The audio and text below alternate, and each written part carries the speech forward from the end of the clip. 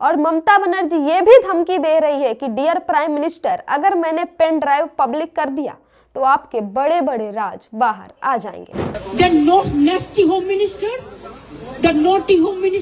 कि क्या भाजपा चोर है?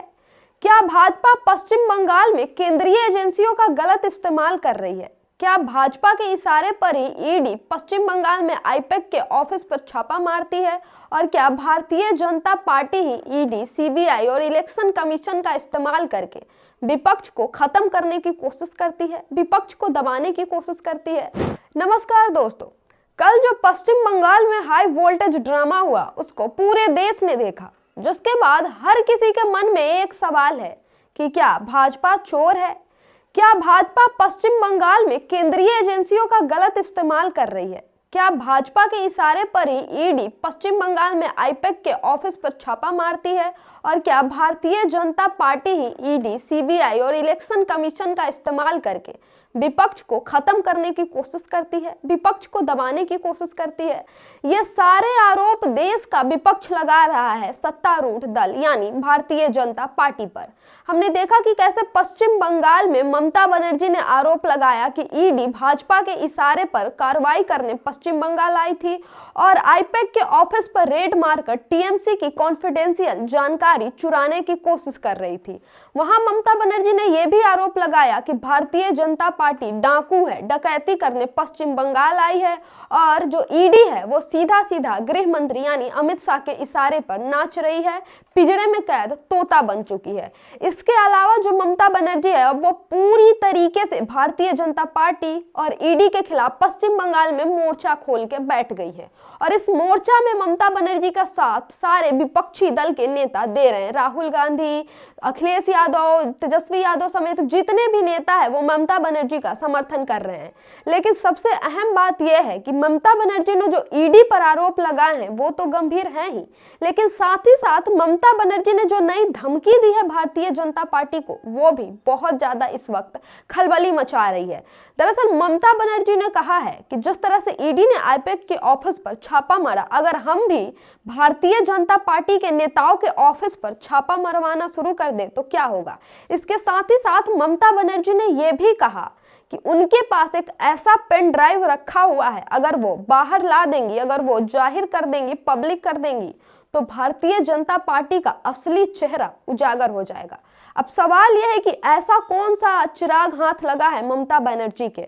ऐसी क्या इंफॉर्मेशन है उस पेन ड्राइव में जिससे ममता बनर्जी बीजेपी को डरा रही है? आखिरकार कौन सा काला कारनामा है भारतीय जनता पार्टी का जिसे अगर ममता बनर्जी उजागर कर दे तो भारतीय जनता पार्टी की चूल्हे हिल जाएंगी और पश्चिम बंगाल में उसकी जड़ें डगमगा जाएगी। दोस्तों, ऐसा कहा जा रहा है कि जब पश्चिम बंगाल में जैसे ही चुनाव के तारीख नजदीक आ रहे हैं तब इलेक्शन कमीशन अलग अलग षड्यंत्र लेके जा रहा है, सीबीआई अलग अलग षड्यंत्र कर रही है, ईडी 7 साल 8 साल पुराने मामले में छापा मार रही है और टीएमसी की स्ट्रेटेजी चुराने की कोशिश कर रही है। इन सबके बीच सवाल फिर से वही है कि क्या वाकई भारतीय जनता पार्टी पश्चिम बंगाल को लेकर डरी हुई है, जिससे ममता बनर्जी पर लगातार हमलावर है और ईडी, सीबीआई और ईसीआई का इस्तेमाल कर करके पश्चिम बंगाल में नेताओं पर कार्रवाई करवा रही है। जो टीएमसी के नेता है लगातार उनके घर पर छापा मारे जा रहे हैं और ममता बनर्जी को यह कहा जा रहा है कि दीदी डाकुओं को बचा रही है, दीदी चोरों को बचा रही है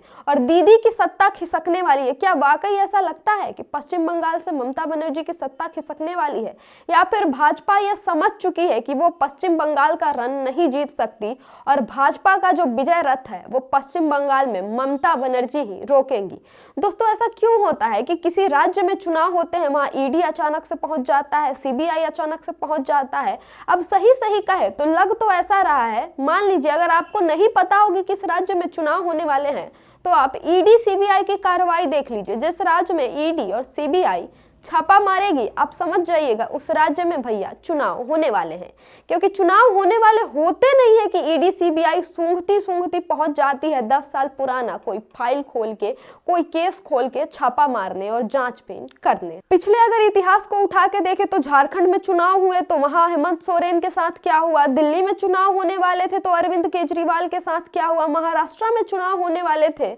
तो वहां के नेताओं के साथ क्या हुआ, सारा पैटर्न देखेंगे तो समझ आएगा कि वहां केंद्रीय एजेंसियों का इस्तेमाल करके पक्ष के नेताओं को लगातार डराने और धमकाने का काम किया जाता है। अब सवाल ये है कि ये जो केंद्रीय एजेंसी है ये तो एक स्वतंत्र एजेंसी होती है, ये किसी के खिलाफ भी कार्रवाई करने के लिए भी स्वतंत्र है, किसी को गिरफ्तार करने के लिए भी स्वतंत्र है, लेकिन ऐसा क्यों होता है कि किसी राज्य में चुनाव आते ही ये पहुंच जाती है और छापा उन्हीं पे मारा जाता है जो विपक्ष के नेता होते हैं। छापा उन पे क्यों नहीं मारा जाता है जो भारतीय जनता पार्टी के नेता होते हैं। ये वीडियो देखिए, इस वीडियो में अजीत पवार कह रहे हैं कि जब वो भारतीय जनता पार्टी के साथ नहीं थे तब उन पे कितने करप्शन के आरोप लगाए गए, लेकिन अब देखिए अब वो भारतीय जनता पार्टी के साथ अलायंस में है तो कहाँ गए करप्शन के आरोप, सारे केस उन पर से हट गए, अब वो साफ सुथरे चरित्र के नेता बन गए। अब इससे ज्यादा मजाक कोई भारतीय जनता पार्टी का कितना उड़ाएगा, इससे ज्यादा मजाक कोई ईडी का कितना उड़ाएगा कि यही वो ईडी है जो अजीत पवार पर करप्शन के केस फाइल करके लगातार रेड पर रेड, छापा पे छापा मारे जा रही थी। यही सीबीआई है जो अजीत पवार पे लगातार जांच पे जांच किए जा रही थी, पूछताछ किए जा रही थी, लेकिन जैसे ही वो भाजपा के वॉशिंग मशीन में आए और कमल छाप के डिटर्जेंट पाउडर से धुल गए तब से उनका चरित्र साफ सुथरा हो गया और उन पर के सारे करप्शन के इल्जाम हट गए। तुम्हाला माहिती आहे माझ्यावर 70,000 कोटीचा भ्रष्टाचाराचा आरोप झाला ना, ज्यांनी ज्यांनी केलं त्या सगळ्यांच्या बरोबर मी सरकारमध्ये आहे ना।